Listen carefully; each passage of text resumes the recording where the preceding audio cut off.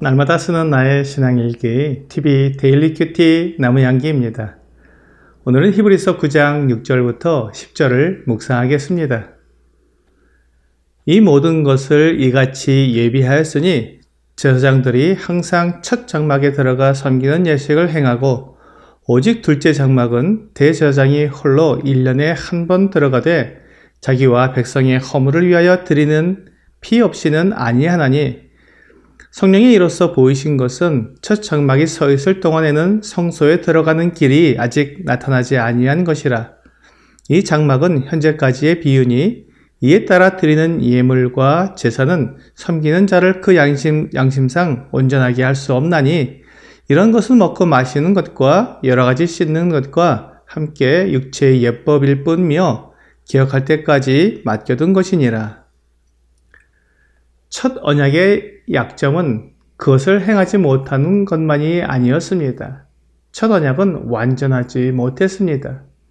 이 땅에 있는 성막에서는 제사장들이 매일 성소에 들어가 섬기는 예식을 행했습니다.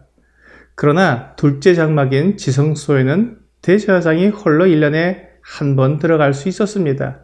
그것도 자기와 백성의 허물을 위하여 피를 가지고 들어가야 했습니다. 이것이 첫 장막이 완전한 것이 아니라 모형과 그림자일 뿐임을 분명히 보여주고 있는 것입니다. 8절에서 성령이 이로써 보이신 것은 첫 장막이 서 있을 동안에는 성소에 들어가는 길이 아직 나타나지 아니한 것이라고 말씀하셨습니다. 첫 언약에 속한 지성소에는 아무도 들어가지 못했던 것을 말하는 것입니다. 하나님께서 이스라엘 백성들과 함께 하셨지만 실제로 하나님과 교제를 나눌 수는 없었습니다. 하나님은 지성소에 아무도 들어오지 못하게 막으셨습니다. 그것은 백성들의 죄 때문이었습니다. 그렇다면 대제사장과 백성들의 죄를 위해 드리는 제사와 그 제물과 피가 아무리 많이 흘러도 백성들의 죄가 완전히 용서되지 못했다는 것을 알 수 있습니다. 미가서 6장 6절부터 8절은 내가 무엇을 가지고 여호와 앞에 나아가며 높으신 하나님께 경배할까? 내가 번제물로 1년 된 송아지를 가지고 그 앞에 나아갈까? 여호와께서 천천의 순양이나 만만의 강물 같은 기름을 기뻐하실까? 내 허물을 위하여 내 맏아들을 내 영혼의 죄로 말미암아 내 몸에 열매를 드릴까? 사람아, 주께서 선한 것이 무엇임을 내게 보이셨나니 여호와께서 내게 구하시는 것은 오직 정의를 행하며 인자를 사랑하며 겸손하게 내 하나님과 함께 행하는 것이 아니냐라고 말씀하고 있습니다. 하나님께서 제사와 예물을 기뻐하시는 것이 아니라 하나님과 동행하는 것을 기뻐하신다고 말씀하셨습니다. 그렇습니다. 하나님께서 사람들에게 원하시는 것이 바로 이것입니다. 사람들과 사랑의 교제를 나누기 위해 사람을 지으신 것입니다. 그러나 첫 언약, 첫 장막의 모든 예법으로도 사람들을 하나님과 동행하게 만들지 못했습니다. 그것을 오늘 본문 9절에서는 이 장막은 현재까지의 비유니 이에 따라 드리는 예물과 제사는 섬기는 자를 그 양심상 온전하게 할 수 없나니 라고 말씀하고 있습니다.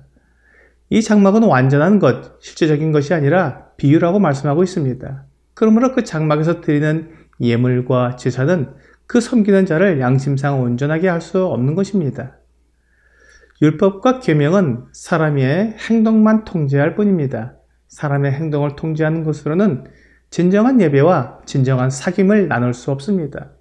하나님은 사람들과 진정한 사귐을 나누기 원하시며 또 그것을 알게 하시려고 장막과 계명을 주신 것입니다. 그러므로 장막의 예법과 계명들을 보면서 하나님의 뜻과 계획을 이해하고 받아들일 수 있어야 합니다. 하나님은 중심이 신실함을 원하십니다. 시편 51편 6절은 보소서 주께서는 중심이 진실함을 원하시오니 내게 지혜를 은밀히 가르치시리이다 라고 말씀하고 있습니다. 중심이 진실함이 바로 양심상으로 온전하게 되는 것입니다. 하나님께서 사람을 지으실 때 그 안에 양심을 넣어주셨습니다. 그래서 율법이 없는 이방인들도 양심으로 하나님의 법을 알게 하셨습니다. 로마서 2장 14절과 15절은 율법 없는 이방인이 본성으로 율법의 일을 행할 때는 이 사람은 율법이 없어도 자기가 자기에게 율법이 되나니 이런 이들은 그 양심이 증거가 되어 그 생각들이 서로 혹은 고발하며 혹은 변명하여 그 마음에 새긴 율법의 행위를 나타내느니라 라고 말씀하고 있습니다. 양심을 마음에 새긴 율법이라고 부르고 있습니다. 그러므로 하나님의 법을 스스로 알 수 있는 것입니다. 그런데 첫 언약은 예물과 제사로 섬기는 사람들을 양심상 온전하게 하지 못하는 것이 약점입니다. 이것은 첫 장막이 완전한 것이 아니라 모형과 그림자이기 때문입니다. 그것이 나타내는 참 것이 있는 것입니다. 우리가 손가락 그림자 놀이를 할 때 그 그림자가 나타내는 참 형상을 알아맞힙니다. 그것처럼 첫 장막에 가리키는 것이 있는 것입니다. 그것은 바로 예수 그리스도입니다. 그러므로 본문 10절에서 이런 것은 먹고 마시는 것과 여러 가지 씻는 것과 함께 육체의 율법일 뿐이며 개혁할 때까지 맡겨둔 것이니라 라고 말씀하고 있는 것입니다. 계명과 율법은 오직 육체의 예법일 뿐입니다. 그러므로 참으로 하나님과 교제를 나누기 위해서는 개혁해야 합니다. 비유가 아닌 실체를 통해 하나님의 뜻과 계획을 따라야 합니다. 먹고 마시는 것을 계명으로 정해서 통제를 하고 씻는 것도 규례대로 행해야 했습니다. 그것이 의미하는 바가 바로 거룩함이며 하나님의 완전함입니다.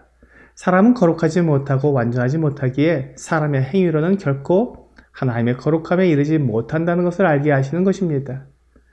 그렇다면 사람이 어떻게 거룩해질 수 있으며 어떻게 완전하게 될 수 있는지 하나님의 방법을 구하게 됩니다. 이것이 하나님께서 사람들과 맺으시는 새 언약입니다. 하나님의 새 언약은 사람의 겉모습을 통제하는 것이 아니라 사람의 마음과 생각을 정결하게 하시는 것이며 양심상 온전하게 해주시는 것입니다. 첫 장막은 완전하지 않습니다. 그것은 모형과 그림자이기 때문입니다. 이제 모든 것의 실체이신 예수 그리스도께서 오셨기 때문에 첫 언약은 개혁되어야 합니다. 세례 요한이 요한복음 1장 15절에서 요한이 그에 대하여 증언하여 외쳐 이르되 내가 전에 말하기를 내 뒤에 오시는 이가 나보다 앞선 것은 나보다 먼저 계심이라 한 것이 이 사람을 가리킴이라 하니라 라고 말한 것처럼 완전한 것을 그대로 증거해야 합니다. 오늘의 적용 질문을 보겠습니다. 하나님께서 율법을 개혁하신다는 계획이 나에게 어떤 의미가 있습니까? 이제 내가 희미한 비유로 가르쳐진 진리를 알기 위해 고민하는 것이 아니라 분명하고 완전한 진리를 알고 섬길 수 있게 된 것입니다. 오늘 율법이 가리키고 비유하는 것의 실체가 우리 주 예수 그리스도이심을 알고 예수 그리스도 앞에 나와 거룩함을 입는 여러분과 제가 되기를 주 예수님의 이름으로 기도합니다.